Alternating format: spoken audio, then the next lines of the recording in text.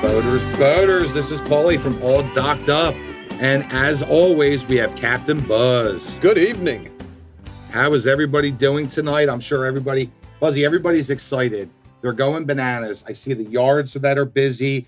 People are out and about. They're ready to rock and roll. They're chomping at the bit. I've had customers that were telling me today, Pauly, is my boat detailed? Is my boat detailed? I'm launching tomorrow, so I'm really excited. Oh, I'm sure you are. Putting in. Your boat's going in the water before mine is, and that really, chaps my ass. I'll tell you that much. You got to get out in the yard and you got to get working on it. But I always said to myself, no matter how much time has gone by, that I've been in the business and working on boats, I always said to myself that my boat gets done before anybody else's gets done. How long did that last? It wasn't too bad, you know what I mean? But I'll tell you what, that really, gets me right in the keister. Buzzy, what topics are we? Oh, you know what? We're starting off with our captain's briefing, baby. I'll give you the captain's briefing. But even before I do that, we got to back up because last week we had pot pies. Now they were okay, but tonight Chef Pauly got into the kitchen and made this penne dish with chicken and hot sausage and some tomato sauce and broccoli Parmesan, Rob. And broccoli Rob and heavy garlic. Whoa! I'll tell you what, your wife's gonna love your breath when you get home. And a salad with lemon and cucumbers and Parmesan. Dude, you knocked it out. It was really, really good. I will tell you what. Oh, you're very welcome. I'll tell you what. That's and from the last podcast I was talking about. My family. I started off in the restaurant business, and that's where I was. And Pauly can cook it up like there's no tomorrow. Pauly can cook. And I knew it was like, I'm like, Buzzy, we got a podcast every Thursday night. Let's rock and roll. So I figured if I had an awesome dinner for you to eat, then you would be like, yep, I'm going to be on time and ready to rock and roll. Well, and I talked about last week, we can share some of these culinary delights with our audience. Remember the duck breast? You had never had it.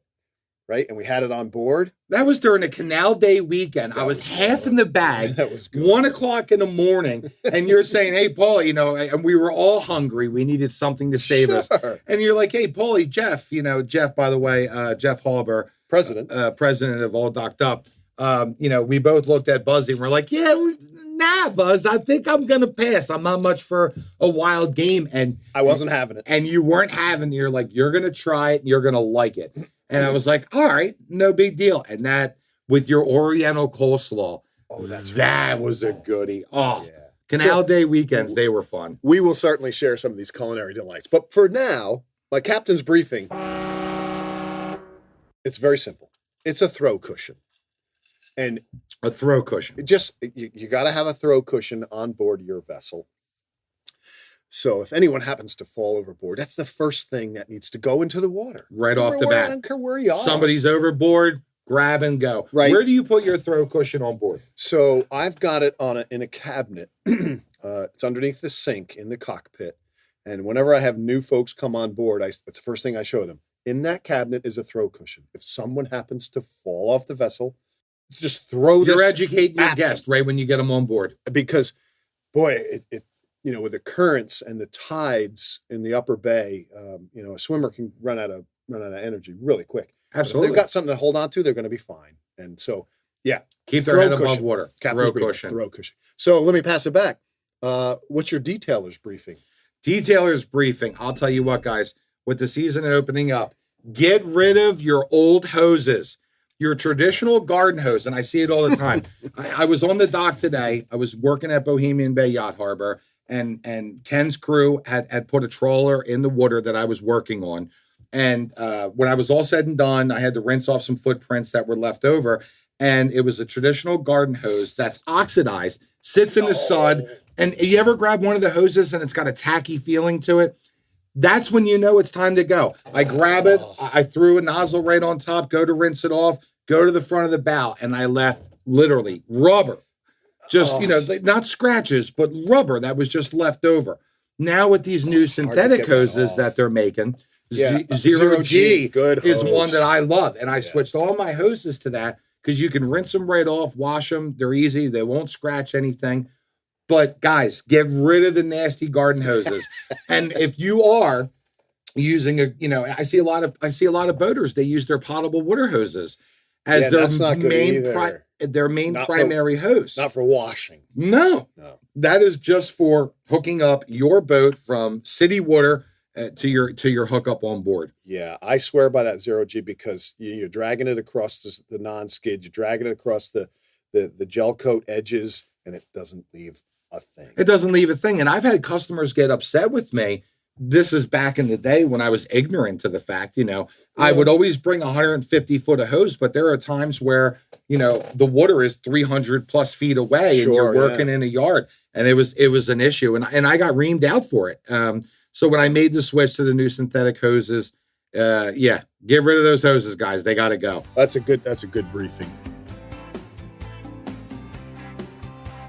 So we've got a couple topics for us tonight. What are we talking about, Kat? What are we talking about? Well, the first thing, and we touched on this on our very, very first podcast, but only a little bit, and we said we'd get back to it, and tonight we will.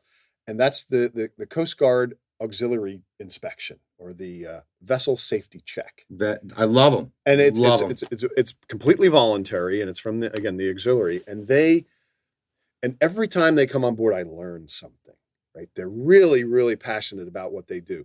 And so some of the things that they're looking for, and I know you'll appreciate this, and folks who have done this, how cool is it to get to earn that sticker on your vessel that you've been inspected? Yeah. I take pride in that. I know you do too. And I do as well. And then you got the fellow boater who just, he gets the inspection. Let's face it here, guys. We're going to have an honesty moment here, boaters. You stick it on the side of the boat. So hopefully the Coast Guard doesn't pull you over when you've been, you whacked a couple of back at the marina bar. I'm telling you, some people just like, give me the sticker. But boaters, you gotta make sure that your boat is equipped legally and safety, with the right safety equipment. Right. And so some of the things that they look for, they want to make sure that you're displaying all your numbers and that you've got your registration documentation, right? That's part of it. Flotation devices, vessel or visual distress signals. So if you've got flares, orange flags, or that new device that is now legal, which is a battery-operated strobe. Yes, I did see them at the boat show. Not last year. To get rid of the pyrotechnics on board, I keep them because it's a good backup. But that new device it makes a lot of sense. But also the prices have come down. The prices of them have come down. Yes. They want to make sure you have fire extinguishers, the proper ventilation for your engine compartment. I'm sorry to interrupt, but Buzzy, the fire extinguishers, when they had the recall, boaters, by the way, make sure everybody checks their fire extinguishers. Great point. Because it was last season and the season before, the main fire extinguisher company had a recall. And they were exchanging them, brand new. They were. And what was the problem with them? It's the handle. The handle was an issue. It was a manufacturer's issue. That's correct. The brand is Kidee, Kidee. Okay. And it's actually the Coast Guard's safety inspector that said, you might want to check those with the website. And sure enough, I put the manufacturer's ID number from the fire extinguisher into the website. And all 4 extinguishers that I had on board were part of the recall. How long? I don't even, we got to check on this week because I don't know if that recall is still active. Oh, it absolutely is. It is active. It's indefinitely active. Maybe indefinitely is a strong word, but yeah, but mine were definitely all 4 of them. And you fill out the form online. They send you a replacement. And in the box, you have to put in the recalled and send it back to them. Sure. And it's very specific because it's a chemical under pressure. So it's got a special decal on it. So FedEx and whoever the shipper is understands that this is a hazardous material going both directions. Gotcha. Right. So, okay. But anyway, that's just one thing that the vessel safety inspector brought to my attention. And I replaced all my fire extinguishers for nothing. So now they're all updated too. Right, which when you do get stopped, if you are boarded by the United States Coast Guard or the DNR, they're going to check the expiration date and to make sure, your fire extinguisher, if you have flares and they're out of date, they're no good. They're no good. They don't even recognize that. That's right. So if you have them and even though they're out of code or they're out of date, they don't care. Yeah, and that's a good point. You can keep the out of date flares on board because it's a good chance they'll still work, but one that's out of or past expiration does not pass the vessel safety check. No, sir, it does not. So it's not very stringent on that. You They can should keep them, but it doesn't work. A couple other things: backfire flame controller on your gasoline engine, a sound producing device, so a bell, a whistle, an air horn, something that gets folks' attention. They want to make sure your navigation lights are working, and it's different for the size of your vessel on where those are placed. A pollution placard. Yes, that was something I had to put on my last inspection. The MARPOL, right? And it says it's either, and it's it can be behind a door, it can be in a cabinet, but it essentially is telling the folks on board that you just can't simply throw oil in particular overboard. That's just not part of it, right? That's part of that sticker. Also, marine sanitation device. So if you have a head, they want to make sure that if you have my boat has a macerator, and mine does too, right? And if you're more than 3 miles off the coast, which means nowhere in the Chesapeake Bay, absolutely, you're allowed to eject, your holding tank. You're allowed to dump overboard. Correct, but not anywhere in the bay. So if you have a bay boat and they come and look at you, they want to make sure that, like I have a zip tie on my. There's a seacock that goes from the macerator and the holding tank to eject overboard. I've got it closed off. And they I've seen even like a lot of the boats that I've worked on when I was doing interior work, and I was scrubbing the head. There actually was a key lock, to activate or deactivate on the actual switch. That's another way. Mine is actually on my boat. I have a 285 Bayliner. And right at the helm, right to the right on the starboard side, there's 2 buttons that you actually have to push simultaneously in order to get the macerator to work. Got it. Okay, so push both of those buttons, I actually get power. But I do not have an inline valve. I see. To shut that off with. Okay, the boat just was not built that way, and I never added one. But. Yeah, that would be interesting to understand what they're looking for to make sure that isn't activated. I think they want to make sure that. Number one, you understand. Yes. You can't do that. Right. You can't do that, number in the one. bay anywhere. Understand where you can dump it, nowhere on the Chesapeake Bay, which, to be honest with you, I mean, there are times that it does happen when you're offshore, and I understand that when you have, you only have so many gallons and you're offshore, but you're following the letter of the law at that stage of the game. Absolutely. But I'll tell you what, anywhere, guys, find a pump out. Do not be dumping out in the Chesapeake Bay. So for certain length of boat, you need to have a copy of the Department of Homeland Security, United States Coast Guard, Navigation Rules and Regulations Handbook. Awesome book to have on board. It really is. It tells you all about, and this is when I got my captain's license, I had my face in this for weeks because it really, you got to know this book. Yeah. Right? And that's part of the test. Your state and local requirements, and then they do some, make sure your bilge is clean and you're not, you got oil slopping around down there, or fumes and gas. And if you do, you better make sure that if you have an oily bilge, to have an oil sock. Yeah, have some type of absorber, that's that's underneath the motor. And then there's and those are the requirements. And then they have a section that are recommended. And I think these are important. The word is recommended, but I think for most boaters, it's very important. So a marine radio, I mean, kind of a no-brainer, particularly right when we touched on being in the C&D Canal and monitoring. Yeah, Channel we found that Momo who just did his first run of the year, all excited and had nothing on board. A mounted fire extinguisher. So my vessel has not an Ansel system. I'm going back to my food service days. Yeah, it's a fire extinguisher that if a fire began in the engine room, this would automatically deploy. Sure, right. So it's like an Ansel system for your engine. Well, thank you. Yes, anchor line and an area for it.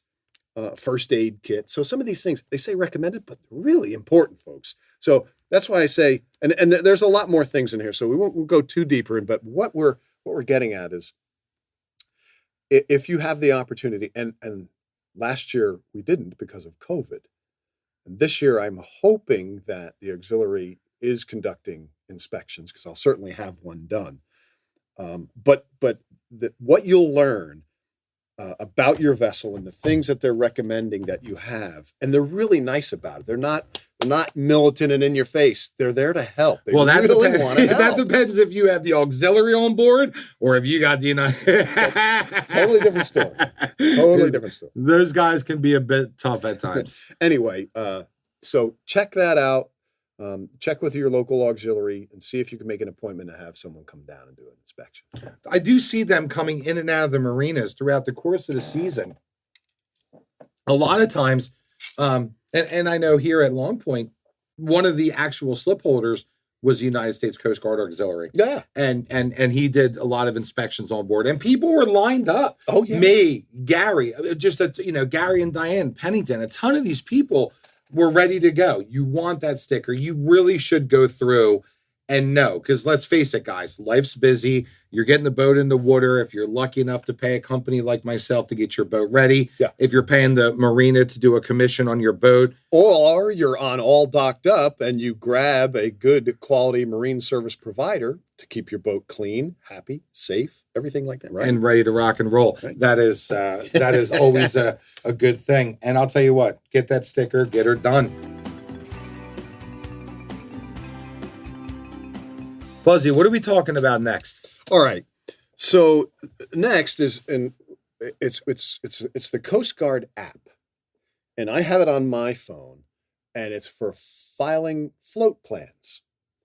Oh boy, And I know. well, so you know what's coming. You bring up float plans, I'm in trouble. There's a good story behind this one, guys. Yeah, I'm sorry, I'm gonna make an example of you, but That's we're okay. We're all learning. We're here. all learning here. I love sharing my absolute horror stories with everybody listening. So Paulie's on got a 50-foot. I was on a 55 ocean with a friend of mine that he just purchased a boat. Connecticut, right? Bringing Connecticut it back. River? Yeah, we were coming back from Portland, Connecticut. The boat was right off the Connecticut River. So I'm going to be honest. These knuckleheads, there was a gale warning, but they decided to pull out into Long Island Sound anyway. Hello. Well, let's make it clear. I know right when we pulled off, when we were coming out, of the Connecticut River, I said to Kevin, Kevin, I'm telling you, we got to get off the water. I'm like, you know what? And here's the thing. And this is what I said to him. We're on a 55 ocean. There's twin 800 horsepower mans. Hey. The boat is built for some really rough weather. But what I said to him, I said, Kevin, you just bought the boat. You don't have a history with the boat. You have absolutely no idea, and the survey that he had done, he had one of his associates who was a certified captain, do the inspection with him and do the survey. Right. But I said, Kevin, that's irrelevant. I said, you don't know this boat. And I said, we have got to pull off. And he objected. And I will tell you what, that was a trip in 80-mile-an-hour winds. And Buzzy, you were so pissed off at me. It was unreal. We got to tell him how bad it really did get. Well, so I'm at work in a meeting, and I get a text from Paulie like, hey, we're in bad shape. We're in bad shape. Now at least you told us where you were, what you were doing. Well, you were following. I was pinging you on my location because you were following. You and Gary were both monitoring my progress, on the trip back. Right, and so the text was, we're in bad shape. I said, okay. So I left my meeting and went out and tried to text you, and I got it. And then you said, can't text now, phone dying. Again, we're in trouble. We're in trouble. And that was it. I didn't hear from you again. Well, my cell phone had died. Well, what made that so horrible was that the valve, the fuel control valve, which side of the tank it was physically pulling from, whether it was pulling from port or starboard. Sure. Okay. Yeah. Somehow, it wasn't allowing the fuel to flow naturally. Okay. So so we were only drawing from one tank. The boat held, if I'm not mistaken, it was 800 to 1,000 gallons. Okay. And when you are in 80 knot winds with a tuna tower and the boat's starting to list because you got 450 gallons in one side, you got 50 gallons. Or even if you do, you don't know how to run it. Didn't know how to run it. And I'll tell you what, we were listing hard. The high water alarms were coming off on the boat because we lost a couple of bilge pumps. And I'll tell you what, guys, I was shitting my pants. That was an experience that I will never forget. When I lost communication with you and Gary, and I told these guys that they were monitoring our float plan. If we lose communication, and I believe we were texting every half hour to 45 minutes to an hour between that, and if you do not hear from me, hail the Coast Guard. And I said to Kevin on board, I said, Kevin, there's two guys that are monitoring. I was pinging them, but we didn't set a float plan, which was stupid because I didn't know where you were going. Well, once we physically got tied up, we actually found a place to moor in New York. And I'll tell you what, North Point, New York. And it was horrible. The Coast Guard, when I got my phone plugged in, I had so many messages from the United States Coast Guard. Well, because I was in big trouble. We called them. You called, well, right, which because we hadn't heard from you, and I said, and I called the local station, the local Coast Guard station, and I said, I gave them the name of the boat, I gave them the souls on board, and I said, we haven't heard from them, and and they were like, oh, because that's kind of the reaction I got from the Coast Guard. They're out there today. Oh, well, they were pulling. That's what I mean. They were pulling people off. I mean, we should have had no business being out there at all. That was horrible. Oh, so getting back to there's an app. God, you hated my guts that day. The Coast Guard has an app that you can use to file a float plan, and now the Coast Guard doesn't absorb the plan. It's not their responsibility to monitor your progress. All it is it gives you put in all the pertinent information about your vessel and the souls on board and the time of day and where you're coming from and where you're going, all those details. And then you can email it to people on shore that are... Well, they have your float your plan. Family, it's registered. Your emergency contact. And if you do lose it, at least they have some parameters to say, okay, where's Captain Bob? Where's Pauly? Yeah. What's going on? Correct. If something goes wrong, they have a general idea. And that, unless you're hitting your panic button, on your VHF, but it's. But anyway, look into it because I've got it on my phone, and look, let's be honest, I'm not filing a float plan when I'm leaving Chesapeake City and going to Northeast or to St. Michael's, okay. But if I'm going all the way to Solomon's for the day, or Crisfield, I'm running 90, 100 miles. Yeah, I'm going to file a float plan. And then you do it with the app, and I send it to you and a couple of other folks, just in case. Well, in all the years that we've known each other, anytime that you were taking a long trip, like, if you were going down to the Hyatt in Cambridge, yes. We always kept track with each other. I was calling your wife. We were always in communication all the time. We've always made that a very strong habit. And I know a lot of boaters do that as well. Yeah, oh, yeah. Let your friends and let people know what you're doing and where you're going. So I used the app when we brought Gary's trawler down from Portland, Maine last year to the Chesapeake Bay. 600 miles at 10 miles an hour. At 10 miles an hour, I've never wanted to bang my head against the wall so bad. But there was no but involved in that one. I filed a float plan every day. Absolutely, you did. You're Captain Buzz. Absolutely. You are the AB man. Anal Bob, baby. There's no doubt about it. We don't call you AB boy for nothing. That's AB man. Thank you. All right. Well, anyway, check that app out. I think you'll like it. We've got another thing, and this stuff works great. So this is a specific product I want to talk about just for a couple minutes. It's called Barnacle Buster.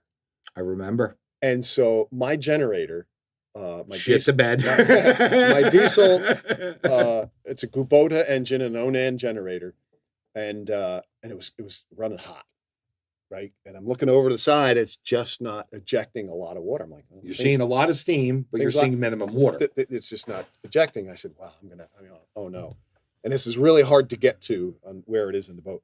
I'm going to have to take off the heat exchanger. I'm going to have to do all this work. And I said, and then somebody said, well, try Barnacle Buster. You know what? Okay, I'll try it. Well, what I got to lose? Yeah, what do you got to lose other than dollar signs that you knew were coming? So like if that didn't work, like I'm sure a lot of you do. I was YouTubing and figuring it out, and a lot of people kind of create a closed loop system and let the engine run and pull it out of a bucket and spit it back in a bucket and just let it run. Yeah, it's just recirculating throughout. Yeah, that's the proper way to do it. I went the easy route and simply shut off the sea cock and use what's called a sea flush, and we can talk about that another time. Yeah, your nice little special tool that you love so much. You love that thing. I know you do. Man.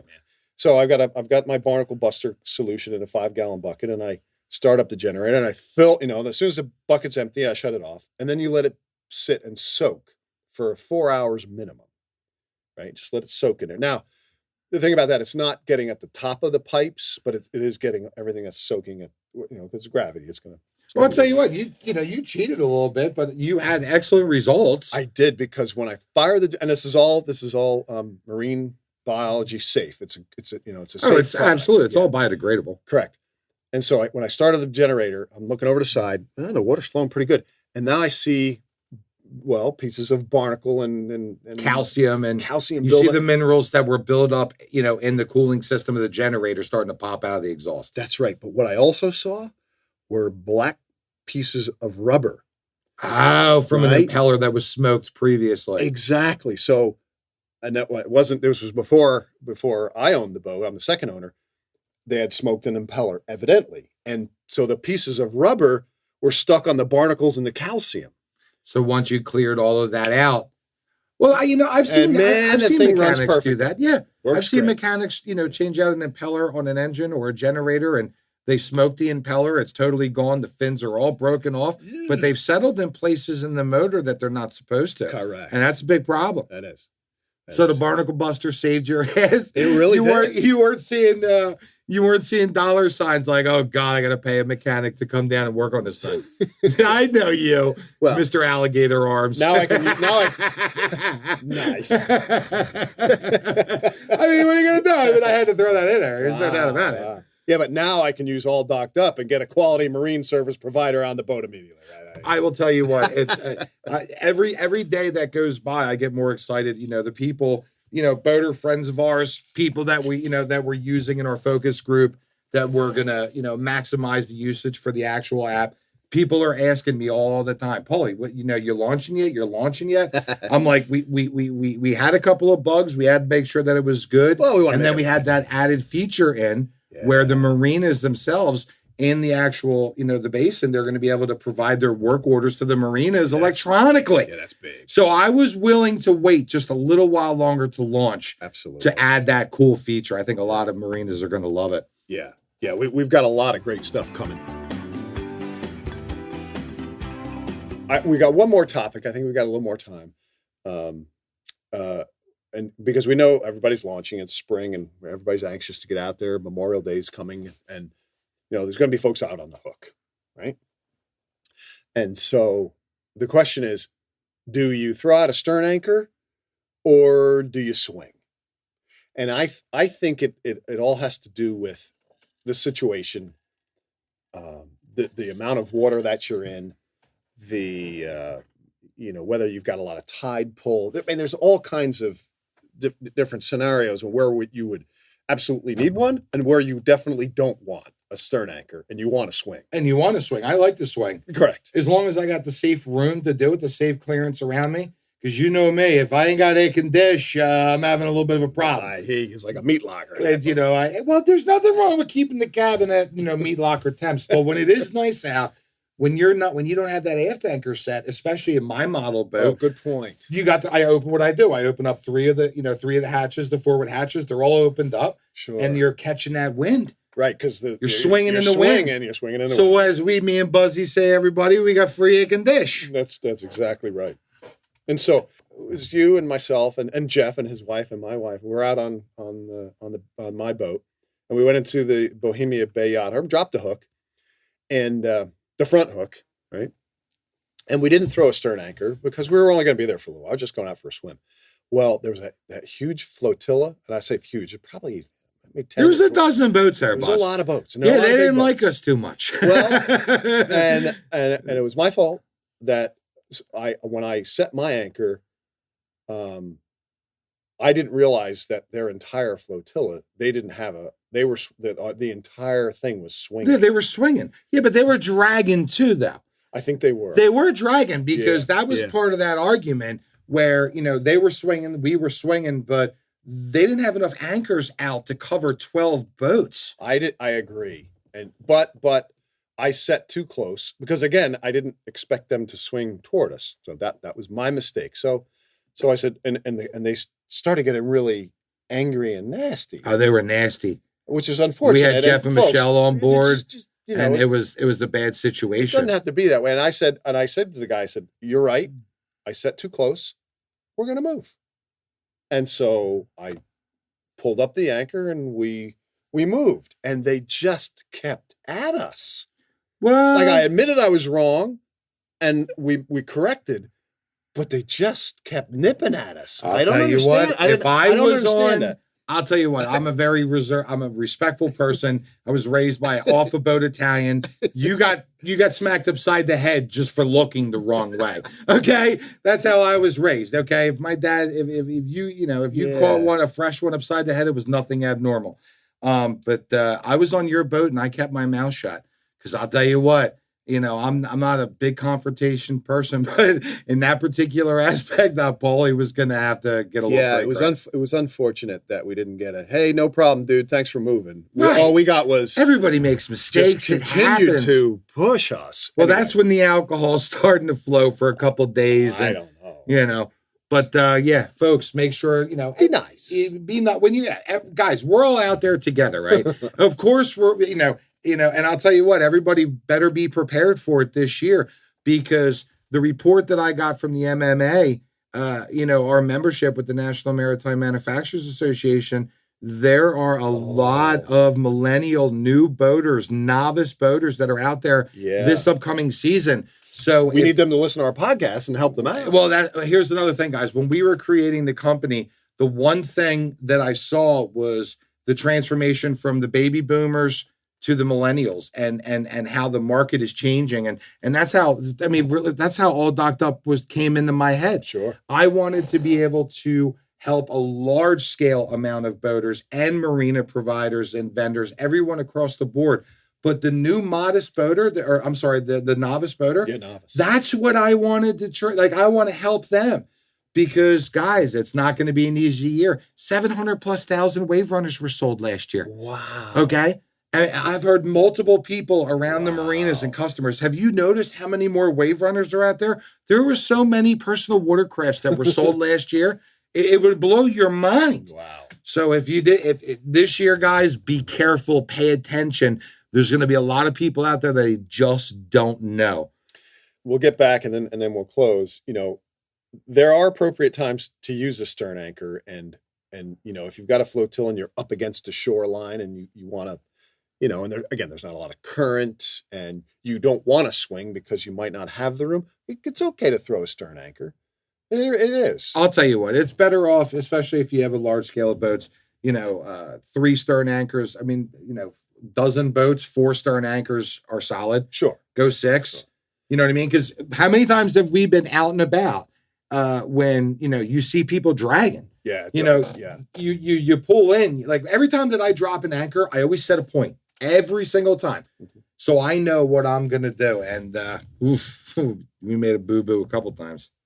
Yeah. Anyway, so folks, we've absolutely enjoyed us. And Paulie, great dinner. Thank you again. One more thing before I forget. Oh yeah, the Bay Boat Show, the Annapolis Bay Boat Show is this weekend. Oh, you're going, right? I'm going on Sunday. Absolutely. I'll tell you what. Me and some of my business associates, we're going down there and we're gonna do some networking. Fantastic. There's so many people. I can't wait to talk to so many different vendors and make those make those contacts. Make those relationships. It's going to be an awesome show as long as Mother Nature and the weather is good. Absolutely. Well, it's been our pleasure. Until next time, Captain Buzz signing off. Signing off on 6-8. Guys, have a great night.